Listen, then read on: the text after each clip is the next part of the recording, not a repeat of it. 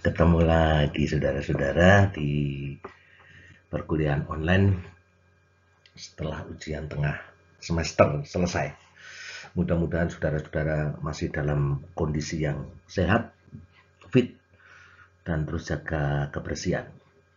Baiklah saudara-saudara, untuk merefresh ulang, kemarin ketika kita mau ujian tengah semester, kita sudah bicara tentang berbagai macam latar belakang, hakikat, keberadaan pemerintahan daerah berkaitan dengan bangunan negara, latar belakang kenapa pemerintah daerah di negara kesatuan itu diperlukan, dan kemudian bagaimana pengaturan undang-undang dasar terkait dengan keberadaan pemerintahan daerah, serta makna dari pasal 18 ayat 1 dan ayat 5. Sekarang kita akan mencoba masuk lebih jauh lagi berkaitan dengan asas penyelenggaraan pemerintahan daerah.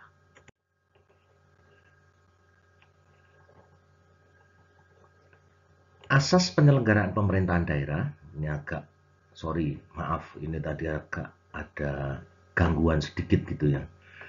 Salah ngeklik saya. Mohon maaf. Asas penyelenggaraan pemerintahan di daerah, pemerintahan lokal, khususnya pemerintahan daerah, itu ada 3. Desentralisasi lawan dari sentralisasi, pemerintahan terpusat,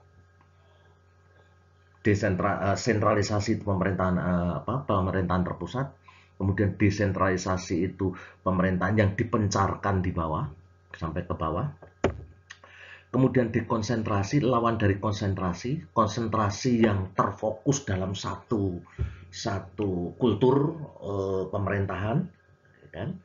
Sementara dekonsentrasi itu adalah sudah ada pendelegasian gitu. Kemudian yang berikutnya adalah Medebewin, itu adalah asas tugas pembantuan. Baiklah, saudara-saudara, kita akan coba melihat satu persatu asas-asas ini kayak apa. Yang pertama, desentralisasi. Nah,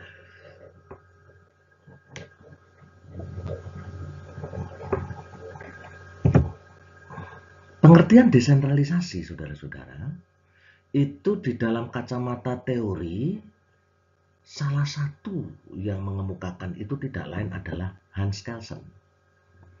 Beliau mengatakan bahwa yang dimaksud dengan desentralisasi itu terkait dengan pengertian negara. Mengapa pengertian negara?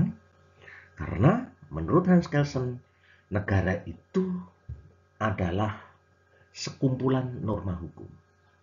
Nah, karena sekumpulan norma hukum itulah maka ada pemberlakuan norma hukum dalam negara yang disebut sebagai central norm, norma hukum yang berlaku untuk seluruh wilayah negara, dan ada yang disebut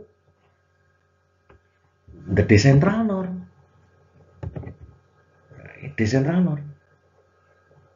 Nah, dengan demikian, menurut Hans Kelsen, yang disebut desentralisasi itu tidak lain adalah pemberlakuan norma hukum dalam negara yang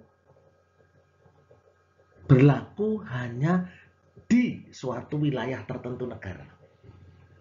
Yang central norm itu berlaku untuk keseluruhan wilayah negara, yang decentral norm itu hanya berlaku di sebagian wilayah negara itu.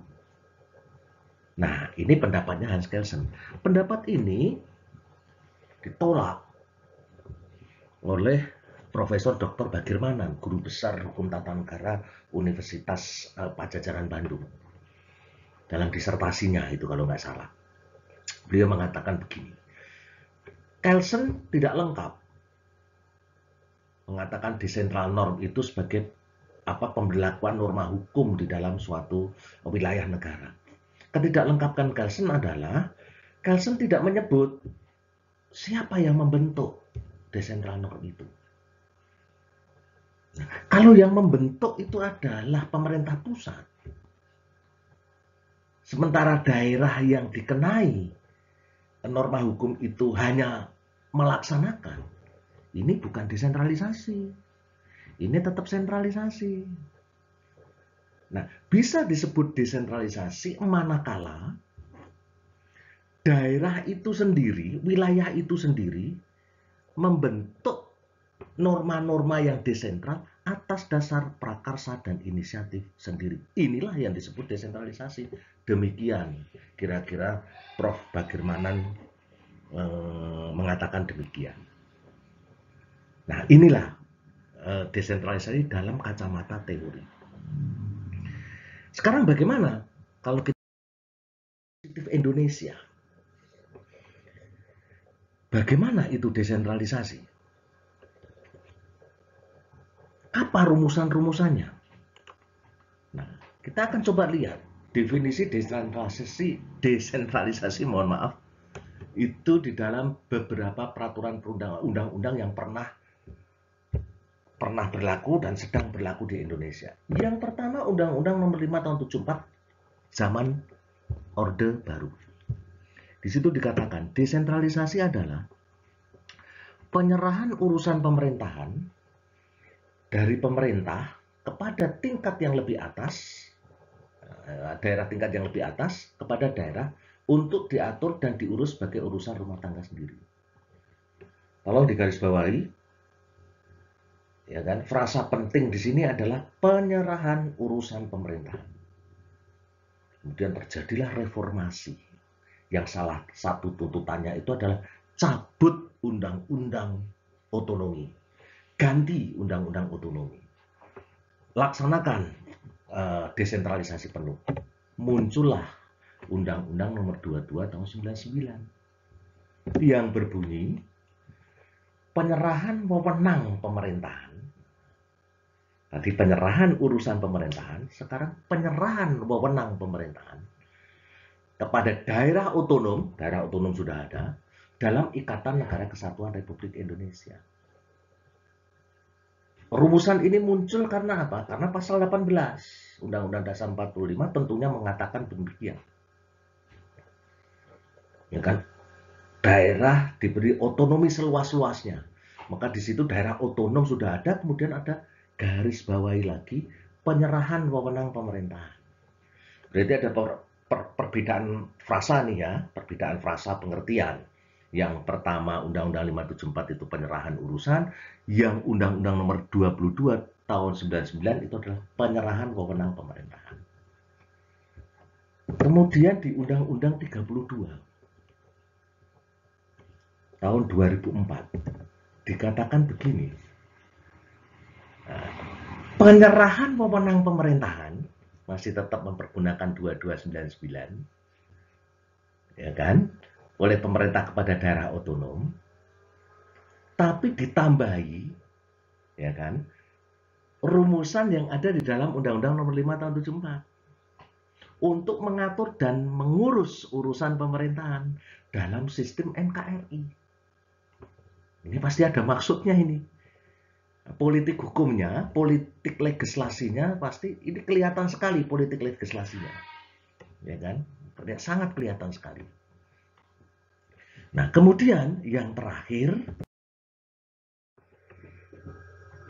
Undang-Undang Nomor 23 Tahun 2014. Bunyinya begini. Nah ini, desentralisasi pasal 1 angka 8 adalah penyerahan urusan pemerintahan oleh pemerintah pusat kepada daerah otonom berdasarkan asas otonomi. Kita telusur lagi apa yang dimaksud dengan asas otonomi. Asas otonomi adalah prinsip dasar penyelenggaraan pemerintahan daerah berdasarkan otonomi daerah. Jujur saya mengatakan bahwa perumusan legispruden semacam ini, ketentuan umum itu bisa dikatakan legispruden, teori hukum yang muncul dari hukum tertulis, peraturan perundang-undangan, sangat-sangat tidak jelas maknanya. Undang-Undang Nomor 23 Tahun 2014 Penyerahan urusan pemerintahan oleh pemerintah pusat kepada daerah otonom. Oke, berdasarkan asas otonomi. Kemudian orang pengen melihat asas otonomi itu apa? Judulnya adalah pengertiannya adalah prinsip dasar penyelenggaraan pemerintahan daerah berdasarkan otonomi daerah. Jurisprudennya itu dibolak-balik nggak karu-karuan. Intinya, desentralisasi menurut Undang-Undang Nomor 23 Tahun 2014 paling tidak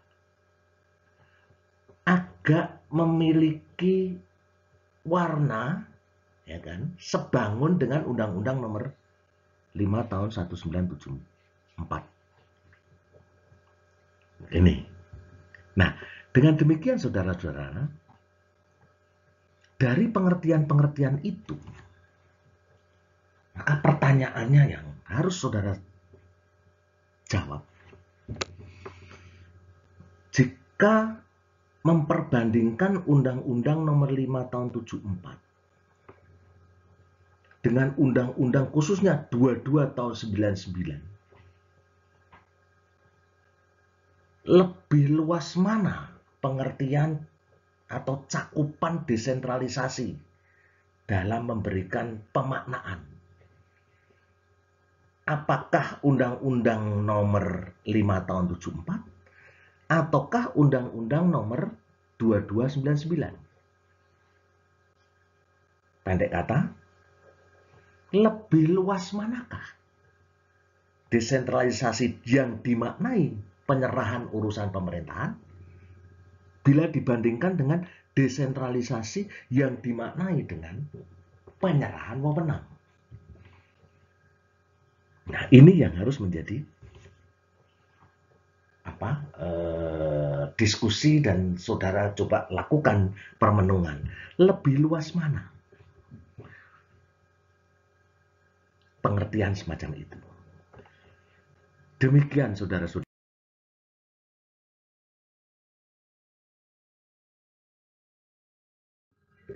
Ya, teman-teman, kemudian ada beberapa pertanyaan yang tadi saya sampaikan gitu ya, khususnya yang harus didiskusikan. Ya, kemudian pertanyaan-pertanyaan itu saudara-saudara tolong nanti dijawab di dalam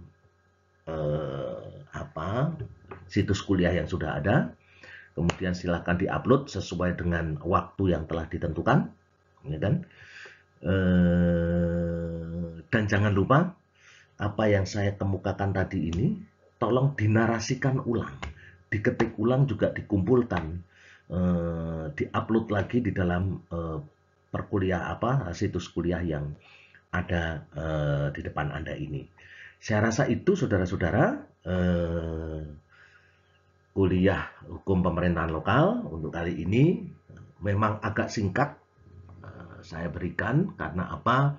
Karena keterbatasan waktu dan kemudian sulitnya YouTube untuk kemudian mendownload bahan kuliah ini. Lama biasanya, kemarin aja saya mendownload itu semalam sampai begadang gitu ya, dan saya tidak ingin merusak diri saya sendiri. Oleh sebab itu memang bertahap pelan-pelan, besok akan saya sampaikan lagi pembahasan ini untuk pertemuan yang akan datang. Saya rasa itu saudara-saudara, sampai jumpa di pertemuan yang akan datang. Selamat libur Paskah, jangan lupa tetap sehat, cuci tangan, fit, makan makanan yang sehat, dan jangan lupa olahraga. Sampai jumpa.